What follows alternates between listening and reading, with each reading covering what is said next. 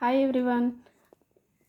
Expenditure ఇన్కమ్కి సంబంధించిన సమస్యలు ఎలా చేయాలో ఈరోజు వీడియోలో తెలుసుకుందాం. విదీష తన ఆదాయంలో 80% ఖర్చు చేసింది. ఆమె 5,000 రూపాయలు పొదుపు చేసిన ఆమె ఆదాయం ఎంత? మొత్తం ఆదాయం 100% అనుకోవాలి. ఖర్చు ఎంత? 80%. అంటే 100లో 80% పోతే 20% ఎంత? 20% ఏం చేసింది? పొదుపు చేసింది. ఇప్పుడు మనకు సమస్యలో ఏమి ఇచ్చిండు? పొదుపు ఇచ్చిండు. అంటే ఈ 20% అనేది ఈ 5,000కి ఈక్వల్. ఏం కనుక్కోమన్నాడు అంటే ఆదాయం ఎంత? మొత్తం 100%. కాబట్టి 100% ఎంత? ఇక్కడ చూసినట్లయితే 20% తక్కువ, 100% ఎక్కువ.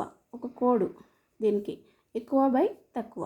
ఎక్కువ అంటే 100/20 × 5,000. 21 జా 25 జా 5 5 జా 25 అంటే 25,000. మొత్తం ఆదాయం 25,000.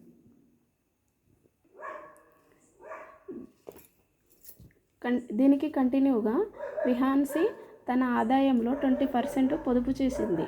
ఆమె మొత్తం ఆదాయంలో 20,000 రూపీస్ ఖర్చు చేసిన ఆమె ఆదాయం ఎంత? మీరు ఈ సమస్యని సెల్ఫ్గా ట్రై చేసి ఆన్సర్ కామెంట్ పెట్టండి.